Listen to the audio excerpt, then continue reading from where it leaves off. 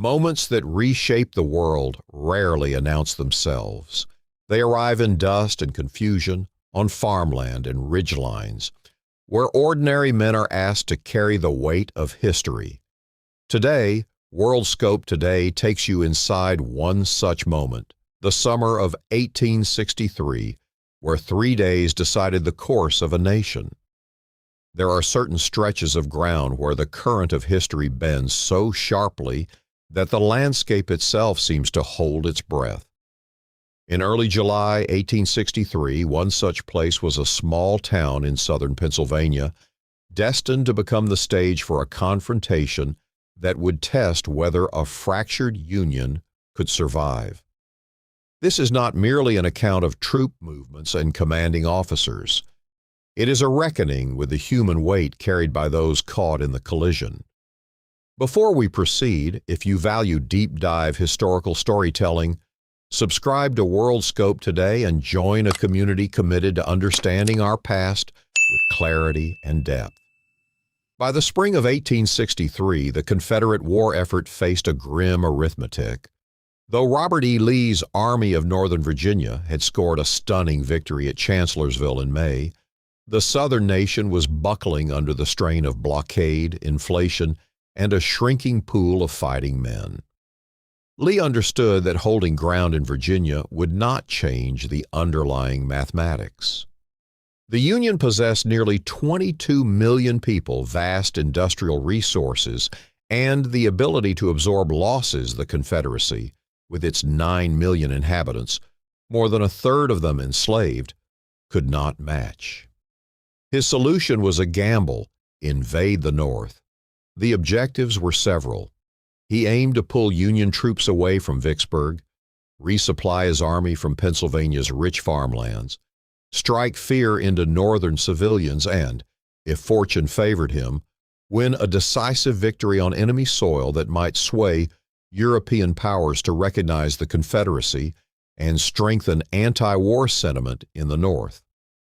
President Jefferson Davis gave his approval, despite misgivings about leaving Richmond vulnerable. In early June, Lee's force of roughly 75,000 men, organized into 3 corps under James Longstreet, Richard Ewell, and A.P. Hill, began moving northwest from Fredericksburg, screened by the Blue Ridge Mountains. A serious error soon followed. J.E.B. Stuart, Lee's cavalry commander, interpreted his orders loosely and took most of the horsemen on a long raid around the Union Army, effectively blinding Lee to enemy movements. For days, Lee advanced into Pennsylvania with little idea where the Union forces were. That Union Army, the Army of the Potomac, numbered about 95,000 men and was initially led by Joseph Hooker. Hooker, still unsettled from Chancellorsville, became entangled in disputes with Washington over garrison troops. On June 28th, President Lincoln and General-in-Chief Henry Halleck relieved him, replacing him with George Gordon Meade, a steady but sharp-tempered corps commander. Meade accepted the post reluctantly in the middle of the night and immediately faced the monumental task of figuring out where his scattered forces were, where Lee was, and what to do next, all while pushing north. Through intercepted intelligence and cavalry reports, Meade pieced together Lee's general location and issued orders on June 30th, directing his corps to concentrate near the Maryland-Pennsylvania border, ready to move along multiple roads. Gettysburg, a town where a dozen roads converge, sat at the center of that network. The battle began not with a grand plan, but as a collision born of reconnaissance. On June 30th, a Confederate brigade under James J. Pettigrew had approached Gettysburg and withdrawn after spotting Union cavalry. The next morning, July 1st, A.P. Hill's division commander Henry Heth, skeptical of Pettigrew's report, sent 2 brigades down the Chambersburg Pike to probe the enemy. Waiting for them was John Buford's 1st Cavalry Division, about 2,700 strong. Buford, a gifted tactician, had recognized the defensive value of the ridges west of town, McPherson's Ridge and Seminary Ridge, and the critical importance of the high ground south of Gettysburg, Cemetery Hill and Culp's Hill. He deployed 2 brigades in skirmish lines, armed with breech-loading carbines that allowed his men to fire 3 times as fast as muzzle-loading infantry. Starting around 7:30 a.m., they fought a measured retreat, buying time while burning through ammunition. Buford's delaying actions succeeded. By 10 a.m., the lead elements of John F. Reynolds' Union First Corps arrived at a double-quick pace. Reynolds, one of the Army's most respected officers, rushed brigades into the fray. The Iron Brigade, in their distinctive black hats, collided with James J. Archer's brigade along Willoughby Run, capturing Archer himself, the first Confederate general taken prisoner since Lee took command. But as Reynolds directed troops near Herbst Woods, a minie-ball struck him behind the ear, killing him instantly. Command passed to Abner Doubleday. The Union line held through the early afternoon, but Confederate numbers were growing. Lee reached the field around 2 p.m. By then, Richard Ewell's corps was arriving from the north, threatening the Union right flank held by Oliver O. Howard's 11th Corps. Pressure mounted from 2 directions. Robert Rhodes' division attacked from Oak Hill, while Jubal Early's division struck the 11th Corps flank near Blocker's Knoll. Outnumbered and outflanked, the Union line broke. A chaotic retreat swept through the streets of Gettysburg, with thousands of Federals captured.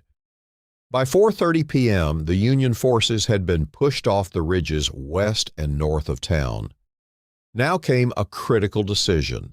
The surviving Federals were scrambling to fortify the high ground south of Gettysburg, the fishhook-shaped line running from Culp's Hill to Cemetery Hill and down Cemetery Ridge. Lee, following his habit of relying on subordinates, sent discretionary orders to Ewell. Take Cemetery Hill if practicable, but avoid a general engagement until Longstreet's corps arrived. Ewell, new to corps command and exhausted, chose not to assault. His decision allowed Meade's arriving corps, the 2nd, 3rd, 5th, and 12th, to dig in overnight. Winfield Scott Hancock, sent ahead by Meade, had reached the field during the retreat and helped organize the defense, reporting back that the position was strong. On the morning of July 2nd, Lee rejected a suggestion to maneuver around the Union left. Instead, he ordered a sequential attack. Longstreet's corps would strike the Union left flank on Cemetery Ridge, while Ewell's corps demonstrated against Culp's Hill. Longstreet, who favored defensive tactics, argued strongly for a flanking movement, but Lee overruled him. Delays plagued Longstreet's march, and the attack did not begin until around 4 p.m. By then, the Union left was not where Lee believed it to be. Daniel Sickles, commander of the 3rd Corps, had grown dissatisfied with his assigned position on Cemetery Ridge and, without authorization, moved his corps forward nearly a mile to higher ground near the Emmitsburg Road, creating a vulnerable salient anchored at the Peach Orchard and Devil's Den. Longstreet's assault, led by John Bell Hood and Lafayette McLaws, crashed into this exposed line. The fighting turned ferocious. At Devil's Den, Texas and Georgia regiments clashed with Maine and New York troops among massive boulders. The wheat field changed hands 6 times in 2 hours. Sickles's line was shattered, and he lost a leg to a cannonball. But the 3rd Corps' sacrifice bought precious time. The collapse of Sickles's position exposed the Union left flank and the undefended hill called Little Round Top. Gouverneur K. Warren, the Union chief engineer, spotted the danger and rushed troops to the summit. Strong Vincent's brigade reached the crest, with Joshua L. Chamberlain's 20th Maine anchoring the extreme left. Starting around 4:30 p.m., the 20th Maine, roughly 386 men, withstood repeated assaults from the 15th Alabama, numbering about 450. After 90 minutes, with casualties exceeding 30% and ammunition nearly gone, Chamberlain ordered a desperate downhill bayonet charge. The maneuver swept the Alabamians from the hill, securing the flank. On the Union right, Ewell's demonstration at Culp's Hill escalated into a fierce night assault, but failed to dislodge the entrenched 12th Corps. Despite the setbacks of July 2nd, Lee believed the Union center had been weakened to reinforce the flanks. He decided on a massive frontal assault against Cemetery Ridge, spearheaded by George Pickett's fresh division and supported by divisions under Pettigrew and Isaac Trimble.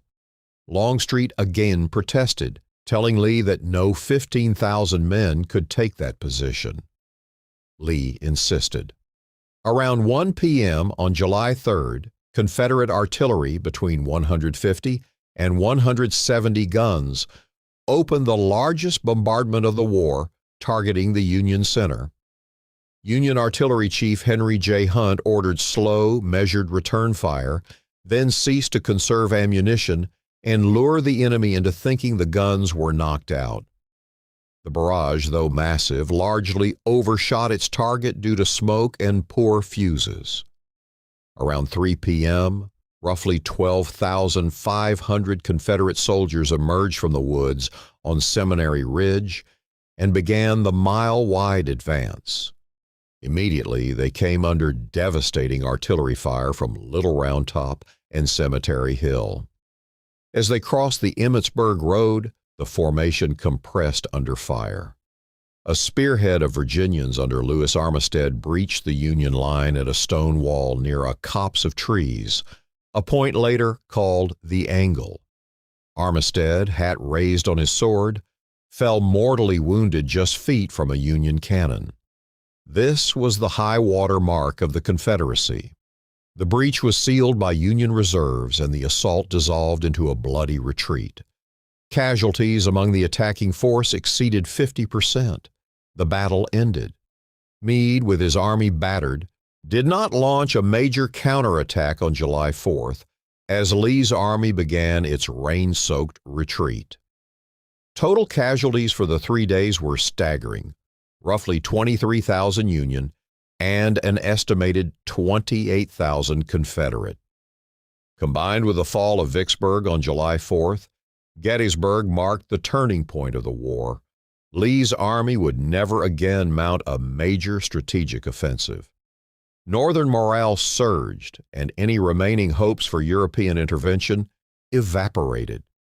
The ground was hallowed not by the flags that crossed it, but by the immense sacrifice that ensured the United States would remain one nation. The echoes of those 3 days endure not as a simple story of triumph, but as a complex human drama of choice, chance, and extraordinary courage on both sides, a solemn monument to the price of national survival. If this deep dive into history sharpened your understanding of the past, show your support by liking this video. What moment or decision do you believe shaped the outcome at Gettysburg most profoundly? Share your perspective in the comments below. To continue exploring history's most consequential moments with clarity and depth, subscribe to WorldScope Today and hit the notification bell. Thank you for being part of this journey.